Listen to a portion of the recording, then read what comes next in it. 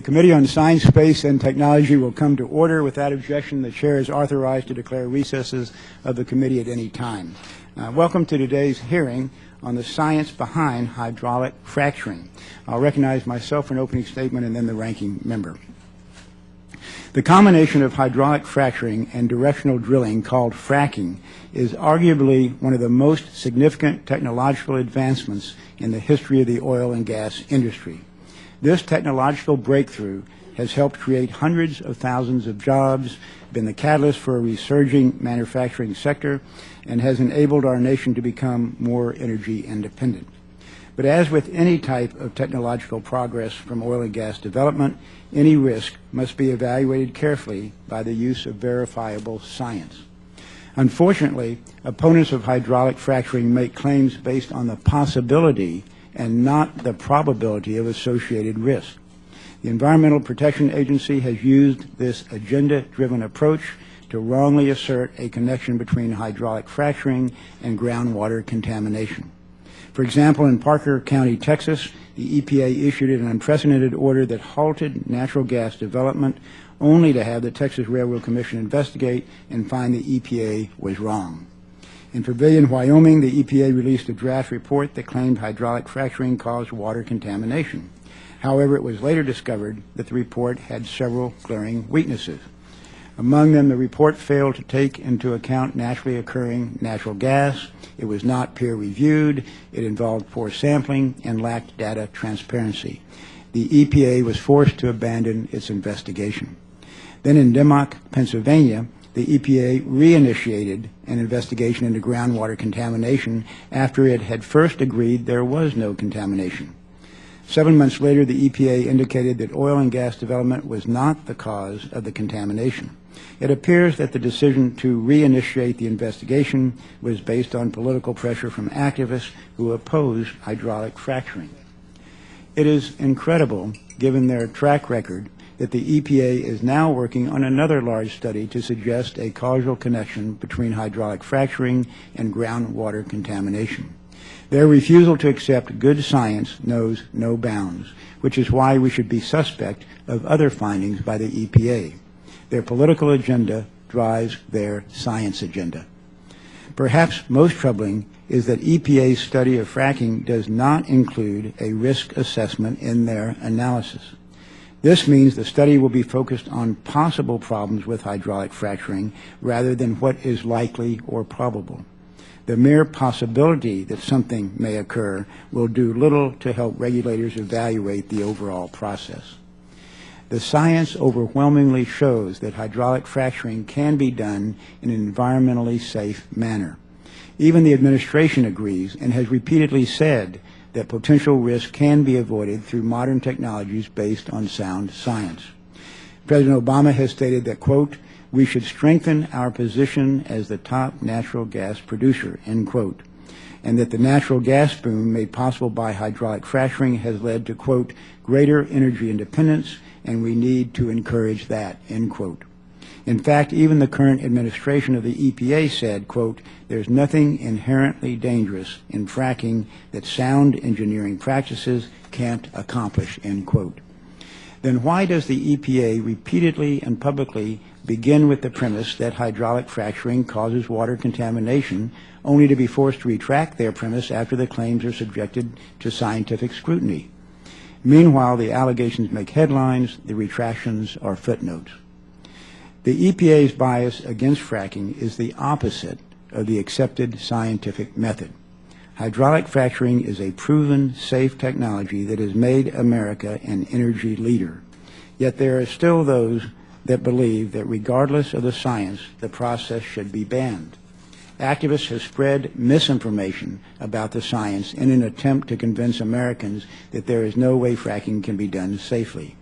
The administration relies on questionable studies and reports that are paid for, peer-reviewed by, and disseminated by a network of environmentalists with an ideological agenda.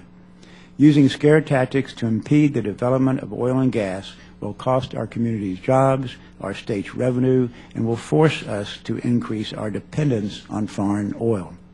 Safe domestic natural gas production has benefited the environment, the economy, and the hard-working families who now enjoy reduced energy cost.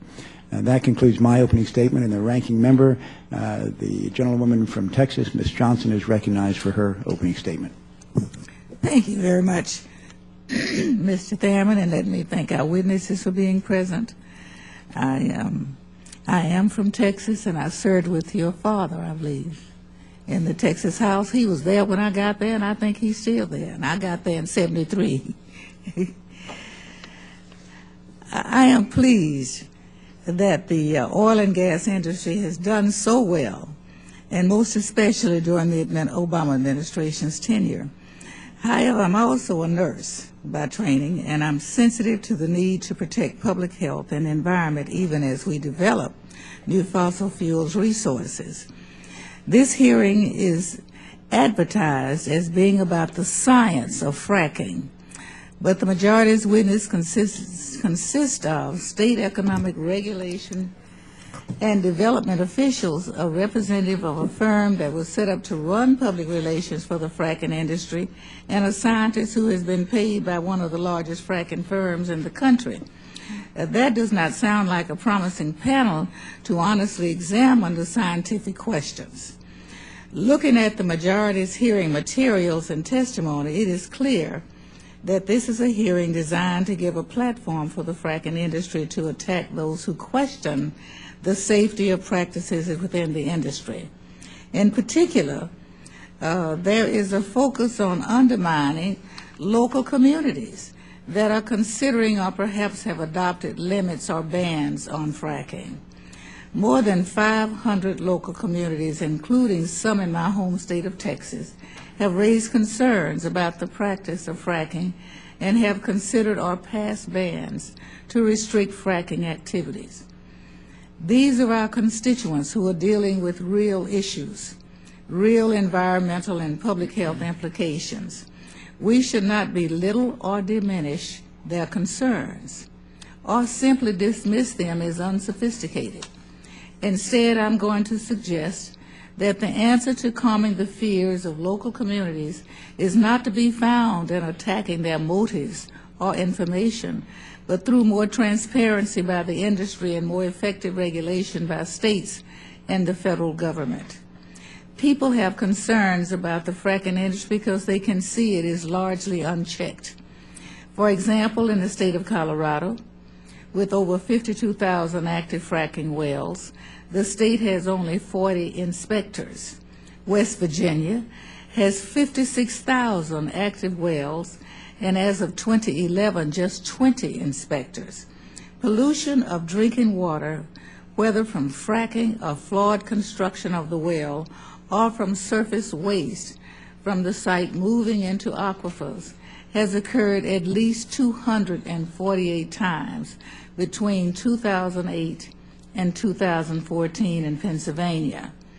We actually do not know how many incidences in total there have been because the state did not start collecting statistics on incidences until 2014. If we had more transparency, more accountability, and more oversight, local communities would be able to make well-informed choices. However, building an oversight hearing around public relations campaigns to dismiss those concerns of local communities not only does a disservice to members of this committee, it also does nothing to increase the trust of the fracking industry in those communities. In closing, I would argue that it is not some hypocritical smear campaign by the federal government, but rather repeated attacks against EPA and campaigns of doubt waged by opaque industry that have stoked mistrust among the American people. This hearing is likely to have the unintended consequence of further stoking mistrust among the American people. Justice Louis Brandeis once said, "Sunlight is said to be the best disinfectant." I can't agree more. It is time that our local communities are provided with transparent information from industry to better understand the environmental and public health risk proposed by hydraulic fracturing activities. Mr. Chairman, I think the problem is not that local communities given bad information from activists. It is that local communities cannot get accurate information about the environmental and health impacts resulting from oil and natural gas development using high-volume fracking techniques.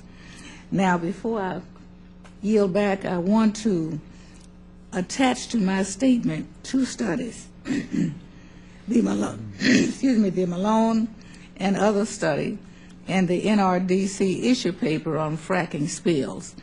And ask unanimous consent to attach those. Without objection, so ordered. Thank you. I yield back. Thank you, Ms. Johnson. Let me introduce our witnesses today. And our first witness, Ms. Christy Craddock, is chairman of the Texas Railroad Commission. Since Ms. Craddock began her role at the Commission in 2012, she has pushed to maximize the effectiveness and efficiency of an energy industry that is helping to drive the state's economic success. Prior to her tenure at the Texas Railroad Commission, Ms. Craddock had a career as an attorney specializing in oil and gas, water, tax issues, electric deregulation, and environmental policy. Ms. Craddock earned both her bachelor's degree and her doctorate of jurisprudence from the University of Texas at Austin. Good morning. Chairman Smith, Ranking Member Johnson, members of the committee. My name is Christy Craddock, and as Chairman of the Railroad Commission of Texas, I appreciate the opportunity to provide testimony and information at today's hearing. This is an important issue with a direct impact on Texas today, as well as other states throughout the U.S., affecting thousands of jobs across the country and our nation's economy. Since hydraulic fracturing has become a widely used practice, it has been surrounded by misinformation, propagated by groups more interested in prohibiting the technique than understanding the complex science of safe and responsible minerals extraction. Setting the hyperbole aside reveals a simple truth. There are no confirmed instances of groundwater contamination caused by hydraulic fracturing in Texas. With proper oversight, hydraulic fracturing is safe. The thriving energy sector in Texas is due in large part to the diligence of the Railroad Commission, which is responsible for ensuring the safety of oil and gas production statewide through a rigorous process of permitting, monitoring, and inspecting operations. For 90 years, the Commission has served as the state's primary regulator of the oil and gas industry and is recognized as a regulatory leader throughout the world. Commission rules and actions grounded in science and fact and combined with almost a century of oil and gas regulatory experience allow us to protect the public and our natural resources well. The difference in Texas is found in the Commission's mission statement: to serve Texas by our stewardship of natural resources and the environment, our concern for personal and community safety, and support of enhanced development and economic vitality for the benefit of all Texans. Sensible, business-minded regulation with a high standard for environmental safety allows the oil and gas industry to flourish. Every aspect of oil and gas development is highly regulated, as industry adheres to regulation at the local, state, and federal levels. While it is in everyone's best interest the energy industry is successful, that is only the case if it operates responsibly and in full compliance with our laws, or the Commission will not hesitate to revoke their ability to do business in Texas. Included in the Railroad Commission's regulatory responsibility is the well completion technique known as hydraulic fracturing.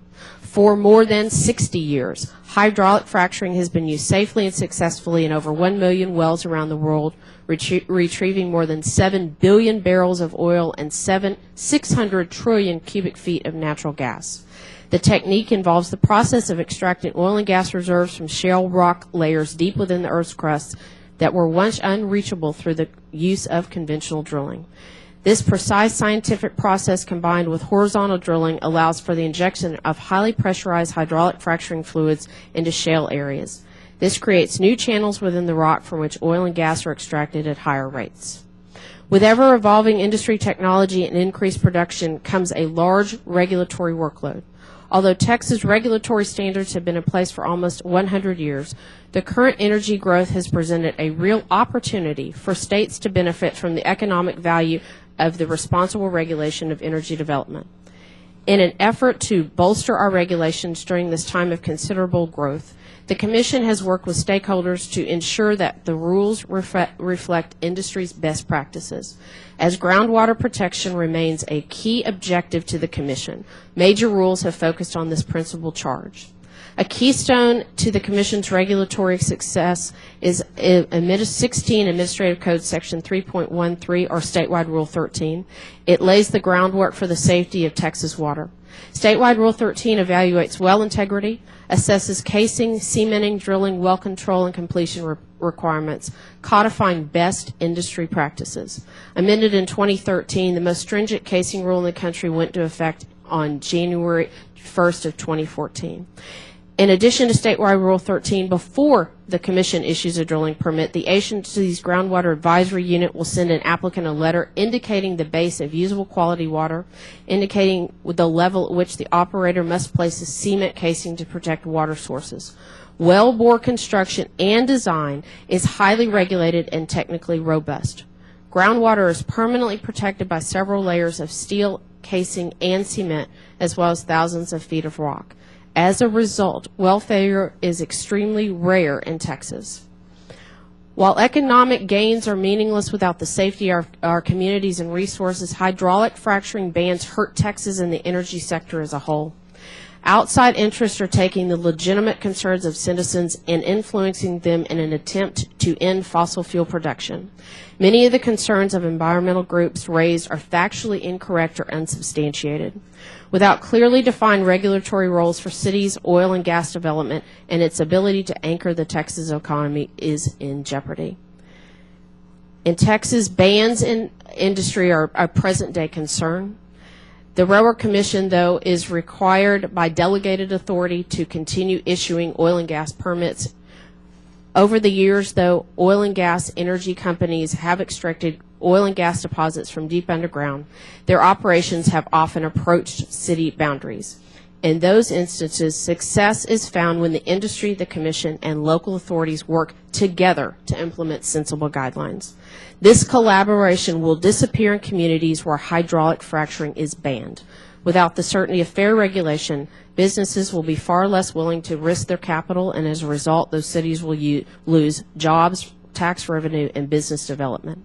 The industry is the greatest economic contributor in Texas and a prime driver in the vitality of the U.S. economy. In a world where misinformation and sensationalism too often drive the public discourse, let's embrace the truth, adopt reasonable approaches to the challenges we face, and share the prosperity that follows. Thank you for having me this morning. I'll be glad to answer any questions. Our second witness is Dr. Donald Segal, and he is the Jesse Page Heroy Professor and Department Chair of the Department of Earth Sciences at Syracuse University. Dr. Segal has worked at Syracuse University since 1982 and currently teaches elementary and graduate level courses in earth science, groundwater movement, and the fate of contaminants in groundwater. Prior to joining Syracuse University, Dr. Segal worked at the U.S. Geological Survey in the Minnesota District. Among many other accomplishments, Dr. Segal has served as a member on numerous panels of the National Academy of Science and is chair of the National Research Council Water Science and Technology Board. Dr. Segal received his bachelor's degree in geology from the University of Rhode Island, his master's degree in geology from Pennsylvania State University, and his doctorate in hydrogeology from the University of Minnesota. Mr. Chairman, can you hear me? Thank you. Yeah. Mr. Chairman, members of the committee, thank you very much for inviting me here. I present testimony on whether hydraulic fracturing of rocks for oil and gas production can, other than in the very rare local situation, degrade the quality of groundwater found in shallow aquifers. I offer this testimony entirely on my own behalf. Now, the controversy over fracking ranges from concerns over climate disruption to worries about potential lifestyle changes and economic inequities. But one issue commonly raised is whether natural gas escaping from gas wells can contaminate drinking water aquifers, a concern highlighted by two scientific papers published by scientists from Duke University in 2011 and 2012.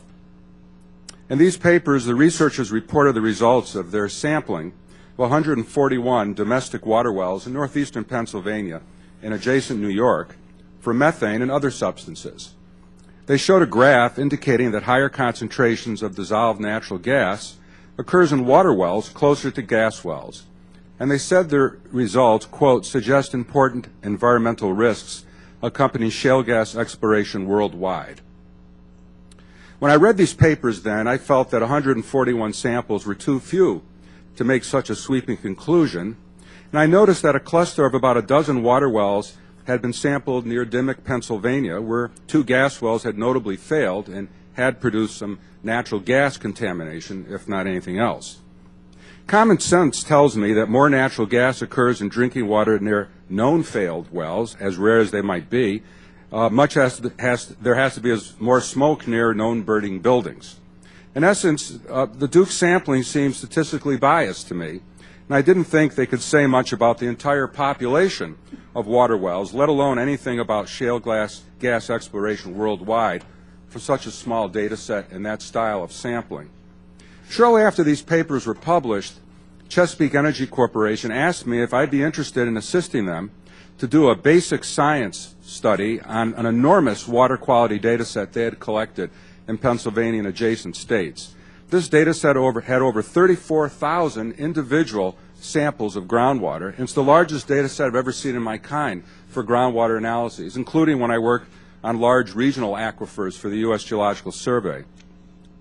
People in science talk about what's a representative sample when we want to figure out contamination. The number of samples in Chesapeake's data remarkably captures the true population in parts of Pennsylvania, so I agreed to help them. And we published our first paper from this project on March 12th of this year in Environmental Science and Technology, a peer-reviewed journal. Before I talk about our results, I want to address some issues that the press has recently brought up. Immediately after we published our paper, certain media challenged whether my co-authors and I had properly divulged our association and payment by Chesapeake Energy Corporation. Please keep in mind, during the peer review process, neither our paper's reviewers, the associate editor handling the paper, nor the chief editor found fault with our disclosure. And they accepted our paper on March 12th of this year. Now, I've edited many journals myself, and I understand disclosure. But in response to media pressures, the journal, prudently, as I would have done, asked my colleagues and me to expand our disclosure. We did so promptly. On April 16th, our revised manuscript was reaccepted as complete by the journal. Case closed. Now, the media also challenged us on how Chesapeake's consultants sampled the homeowners' waters for natural gas. The consultants use a widely recommended method used by EPA and various state agencies and myself and others for decades. So there is really no issue on that. What about our results? We could not repeat Duke's results. We could not repeat Duke's results, but instead of using 141 samples, we used 11,309 samples in an area within which there were 661 gas wells. We found high and low concentrations of natural gas occur close and far from oil and gas wells with no discernible pattern. Dissolved methane does not inherently increase the closer a home is to a gas well. We could easily see this in a graph, but we used 4 robust statistical methods just to confirm it. Now, why couldn't we reproduce Duke's results? I think that Duke researchers just had insufficient number of samples to adequately reflect the actual situation. That's what I reported in the paper. Now, please understand that I know that gas wells can still fail, but the Pennsylvania experience shows these situations happen rarely, much less than 1% of the time, and our data support these types of low incident rates. But most of all, I'd argue our study points to the necessity of not jumping to conclusions about contamination of water by anything without getting adequate numbers of samples, or at least having a sampling program designed to truly characterize the problem. Thank you very much. Our third witness, Mr. Simon Lomax, is the Western Director of Energy in Depth, a research, education, and public outreach program of the Independent Petroleum Association of America. Before working at Energy in Depth, Mr. Lomax spent 15 years working in journalism as the editorial director of the Energy Now TV show, an energy and environmental reporter at Bloomberg News, and a senior editor at Argus Media, Inc. Mr. Lomax holds a bachelor's in journalism from the Queensland University of Technology in Brisbane, Australia. Chairman Smith, Ranking Member Johnson, distinguished members of the committee, good morning, and thank you for inviting me to testify. My name is Simon Lomax, and I am here today representing Energy in Depth, an education and outreach program of the Independent Petroleum Association of America. The IPAA represents thousands of oil and natural gas producers and service companies who develop 95% of the nation's oil and gas wells.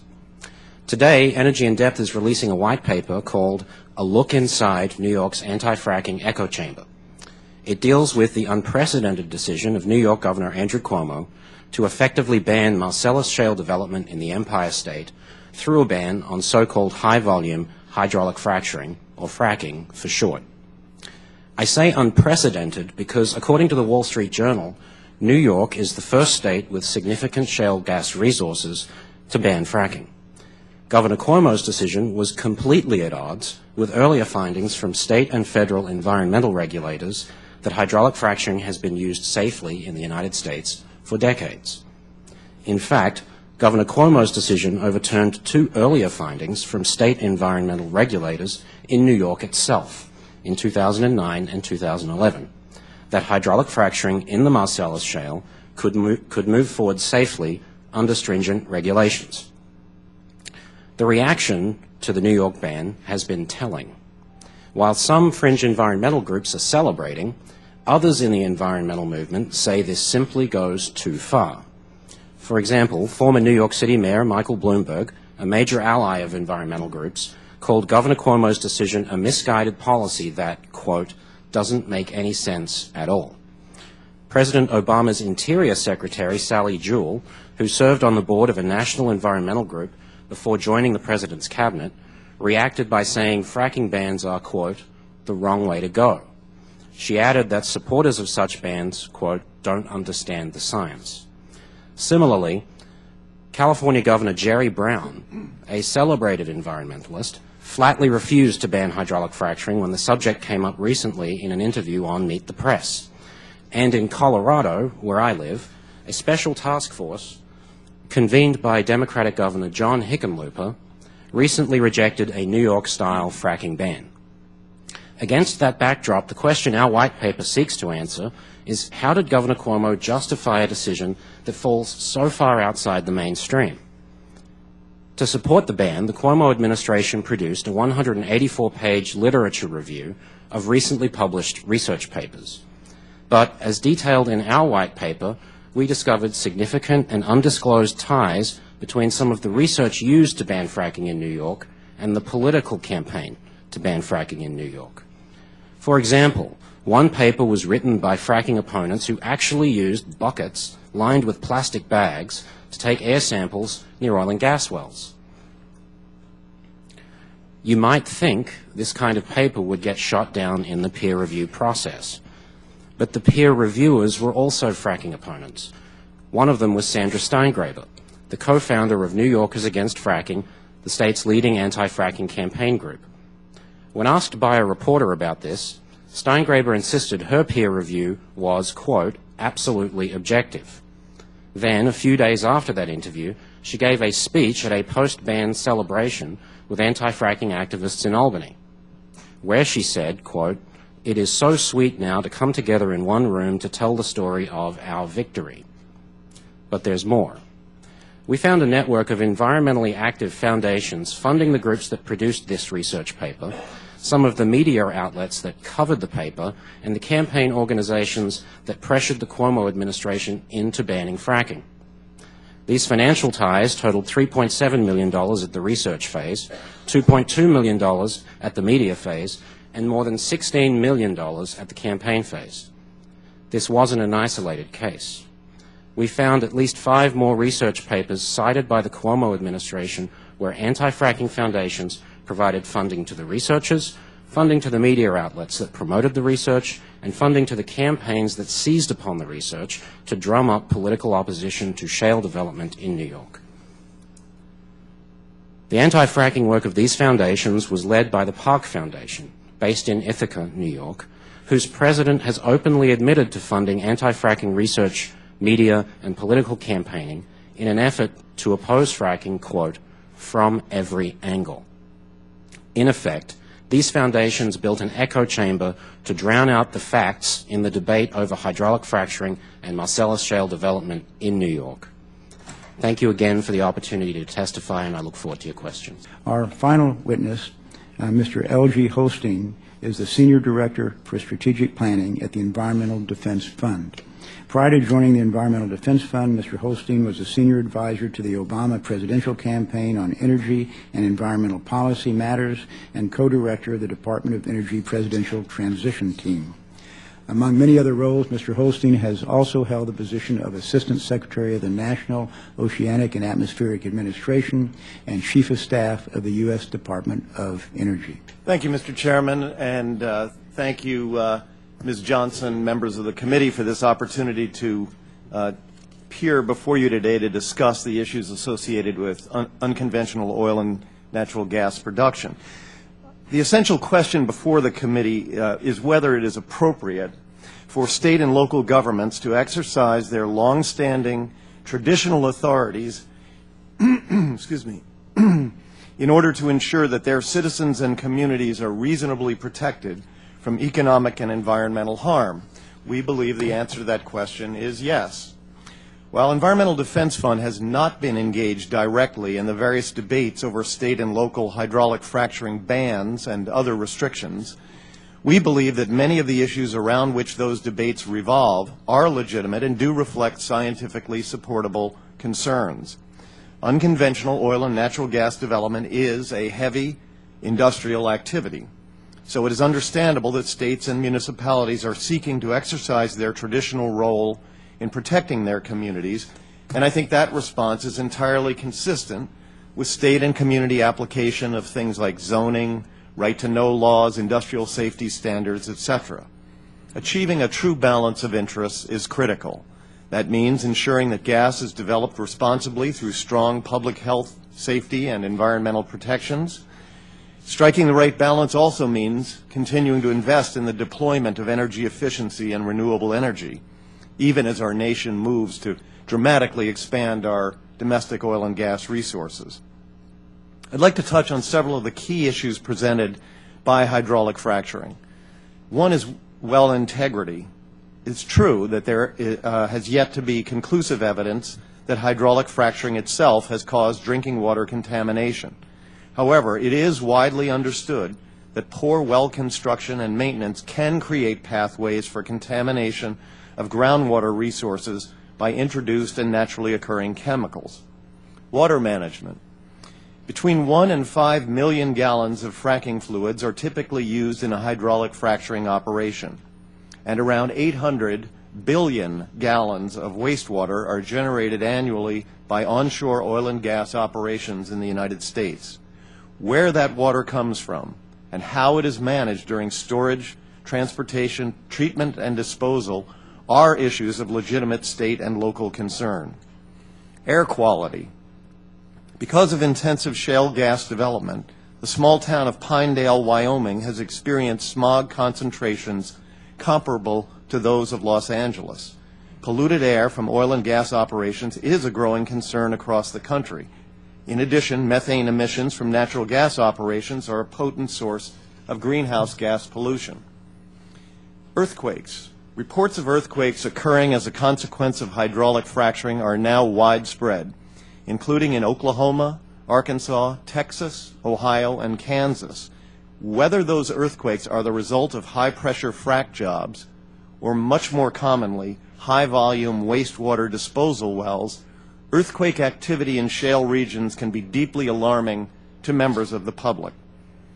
In fact, just this week, the Oklahoma Geological Survey released a statement concluding that it is very likely that most of the recent earthquakes in the central part of the state, and there have been hundreds of those earthquakes, were triggered by the injection of produced water into disposal wells. Infrastructure.